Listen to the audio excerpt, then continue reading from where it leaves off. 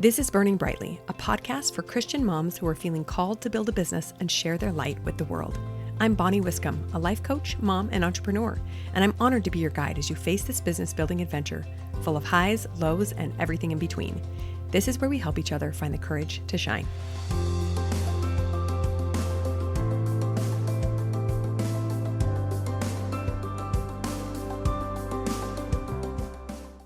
Hello, my friends. Welcome back to Burning Brightly. Today, we're going to talk about having an overflowing cup. Now, you've probably heard this analogy before. If you've been a mom for more than 5 seconds, you understand what it feels like to have a cup that is half empty or one with barely any dregs left in it at all. You know what that looks like, right? What that feels like. You know what it's like to feel overwhelmed, like you're running on empty and like there's nothing left to give. Here's the thing. We are actually biologically hardwired to sacrifice ourselves for the next generation. It's true. It requires a lot of stamina, a lot of energy, a lot of mental, physical, and emotional strength to raise children. And our bodies and minds actually want us to put a lot of effort into the next generation. Why? Because human beings come to Earth very helpless. So helpless. They can't do anything for themselves, which means that we have to dedicate a ton of resources of our own giving to keep these little babies and children alive. So that's normal. That's totally as it should be. But we still have to take care of ourselves. Why? Well, number one, because we cannot take care of our children if we are not functioning at full capacity or even at 80% capacity. As we've all known with newborn babies, you're barely hanging in there and your baby needs so much from you. You have to make yourself a priority. And if you're a mompreneur, a mom building a business, then this is even more important because anytime you add something onto your list of to-dos into your life, adding obligations means that your life is going to demand more of you, more on your time, more on your energy, more on your other resources, your brain, your emotions. You have to keep yourself fully charged. So on that note, I want to share a really cool analogy that was shared with me by Leah Davidson. She's an amazing coach. We just interviewed her for Outnumber the Podcast. That episode is coming up soon, so be sure to keep an eye out for that one because the episode was amazing, incredible. I could have talked to her for hours and hours, but she specializes in nervous system resilience. And the analogy she uses instead of an overflowing cup is a fully charged phone. So imagine how you show up in your life when your phone is at 20% versus what it's like when it's at 80%. This is silly, but we all rely on our phones so much that when it's 20%, you're basically just scrambling. You're on low power mode. You're scrambling around trying to find a charger and you can't do much. You can't scroll Instagram for long. You can't call your best friend. You can't take pictures and videos of your family because your phone is going to die. So how are we showing up in our lives when our own battery is vastly depleted? Let's just go to that place. Okay, you're running on low battery mode, to continue with the analogy. What do you eliminate? Well, really anything unnecessary for survival. You stop exercising, you stop reading for fun, you stop hanging out with friends, you stop doing anything that is not just purely survival based. No creative pursuits, no goal setting, no pushing ourselves to do anything. We're just trying to survive. We do not want to live in survival, you guys. That is a miserable place to live. And I'm sure many of us have been there many times as parents of small children. It is nearly impossible to be a great mom when you are in survival and completely impossible to build a business when you are living there. So we have to get ourselves out of there. Now, I want you to do a little exercise with me. Now, if you're listening in the car, don't do this, but when you get home or as soon as you get to a piece of paper and a pencil, I want you to do this little exercise with me. I would like you to make a list of every area in your life that you want to be healthy. So I just did this exercise as a part of a business training, and it was really eye-opening. I recommend this should be at least 4 or 5 areas, but no more than 10. So we're talking things like your physical health, your spirituality, your relationships, maybe your business or your own personal self-development or pursuits, your family, friends, anything that is important to you. So once you have your list of priorities or whatever you would like to be a priority, whether it is currently or not, I want you to rate each one. The current health of each of these areas, rate it on a scale from 1 to 10, 1 being pathetic, 10 being excellent. You're just nailing that area, okay? And tell me if it opens your eyes just a little bit. Do you notice any trends? Do you notice anything alarming? Is there anything you're really proud of? Because that is valid too. So when I did this exercise myself, I noticed a trend, and that was that any area that didn't feel productive got neglected. Things like friendship, spending time with extended family. I do make a priority to spend time with my immediate family, but extended family, less so. Relaxation or play, all of those things were severely neglected. Why? Because in my mind, they don't feel productive. Things that were rated quite well were my physical health. That's been a goal for me for a while. My business has also been a goal. So that to me was so eye-opening and fascinating because it told me that my brain consistently values things that feel like I'm accomplishing things. It does not value things that really are important to me, like relationships and having a good time. I just don't make them a number one priority unless I'm really paying attention. So take a look at that. If you get a chance, whenever you're out of the car or stop running errands, whatever you're doing, do this little exercise, rate them, and tell me if you have any insights, because this is really, really powerful in allowing us to understand where we are neglecting our own self-care. This is also a fantastic exercise to do anytime you're feeling a little bit out of balance. Sometimes we can tell, right? Quite often we can tell something's not quite right. Things feel a little weird. I'm feeling a little stressed. I'm feeling a little out of balance. Do this exercise and figure out what is missing. It might not always be the same things, but because of our personalities, we tend to lean one way or the other. What I've noticed when talking to moms who want to build businesses is that many of them fear this amazing future of being a successful business owner because they think it will change them and change their priorities. They think all of a sudden they will be spending all their time building a business and no time at all with their family.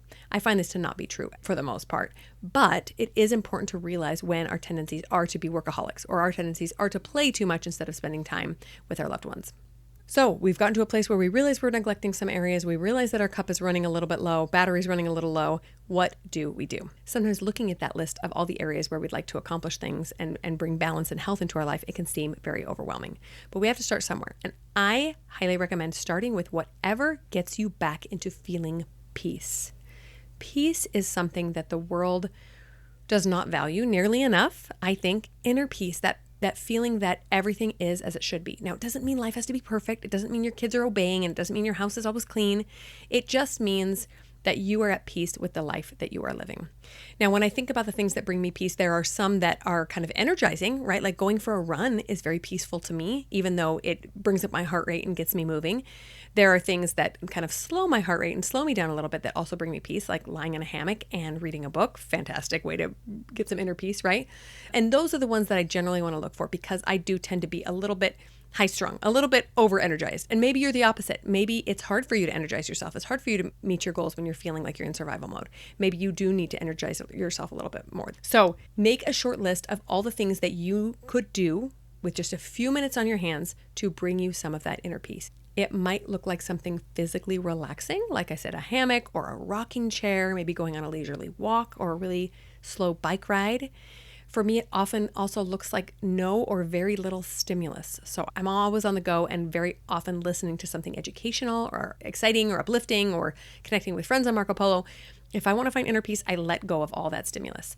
If anything, I might listen to like some really soothing music or something like that, but something that's going to bring my brain peace and not get it spinning on something else. Now, these are the things that bring me peace. Yours might be vastly different, but we do need to understand how to reset our nervous systems intentionally and understand how we get the bandwidth necessary to create this amazing business that we want to, because we cannot do it with an empty cup. So let's talk about that analogy again for a second. I love visualizations, as you guys already know. It's very easy for me to understand things when I can see them in my mind's eye.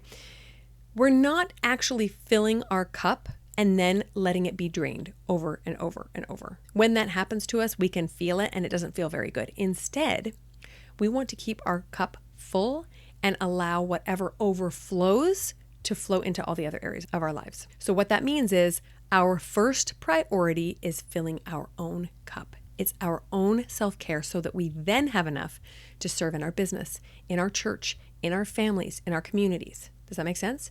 It does us absolutely no good to be running on near empty, and it does no one outside of us any good either. Sometimes, very often, we moms think that if we run ourselves ragged, it's some sort of badge of honor. It is how we show the world and God just how dedicated we are to our families and our communities. That is not the case. Instead, what we're doing in that scenario is giving everyone just the dregs of what's left over in our cup. Have you guys ever had a cup of hot chocolate and at the bottom is just like a clump of chocolate that didn't get mixed in? It's kind of gross. I'm not a coffee drinker, but I think the same thing happens with coffee. Nobody wants to drink that part. That's not what we want to offer our loved ones and the world. We want to offer them the best of us because we've already invested the best in ourselves. Now, obviously, this is a very intentional practice and we don't fall into inner peace. We have to purposely find it. It took me many years to finally figure out that I am a true introvert who needs to recharge through quiet and alone time. And I live in a household with 12 people. Okay, 11, 12, including me.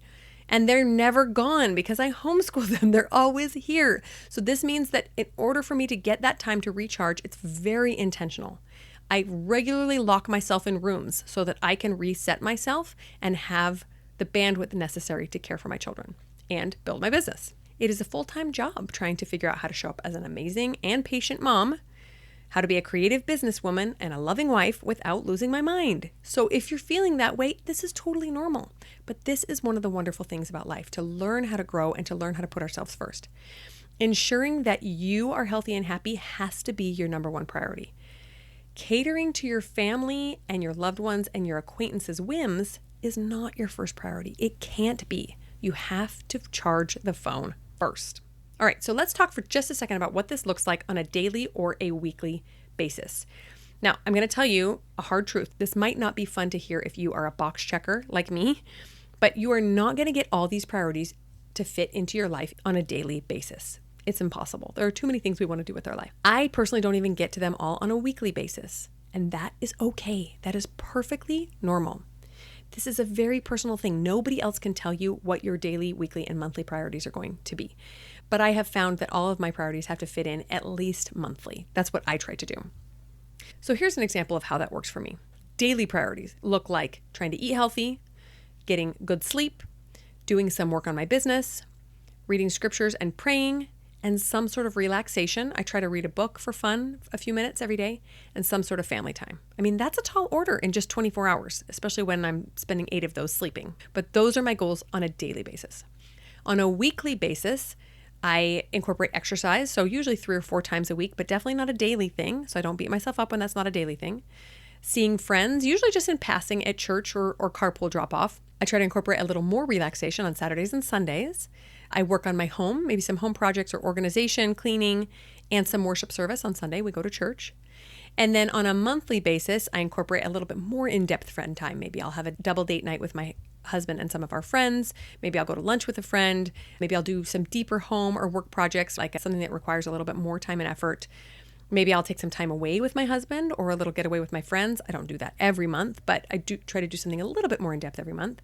And I personally do dive in a little bit deeper on my spiritual worship. We go to our temple about once a month or so. So ask yourself what areas you have to have fulfillment in every single day.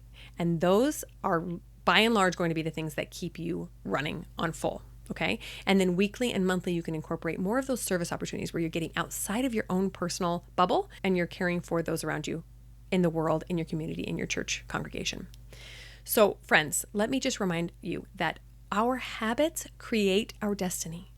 I know that sounds kind of mysterious and woo-woo, but it's true. Who you are today is directly related to the habits that you have developed yesterday and the day before and the month before and the year before.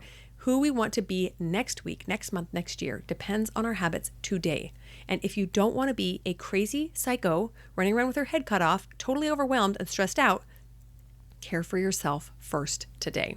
Whatever we neglect will end up dying. It's true. And we don't want that to be our mental health. That has to be number one. If we run ourselves too ragged, we will burn out and then we are not useful to anyone. So keep your daily things to the very most essential things and then find time to work in the others through the weeks and months that come. This is me giving you permission to create whatever life you want. But remember, you have to do so intentionally. And remember that your life, the amazing life that you've created, cannot exist without you. So you really have to put yourself first. All right. Now you have permission. Go out there, take care of yourselves, and enjoy this amazing life that God has given you. Have a great week. We'll talk next time. Are you ready to get started on your dream business? Join Finding Your Side Hustle, my digital course that will guide you through discovering what it is you love and how to turn it into a family-friendly business. Are you ready for one-on-one support as a mom or entrepreneur? Schedule a free coaching call with me to work on the goals you have for your life, including business success, weight loss, or better relationships. I can't wait to help you make progress on your dreams.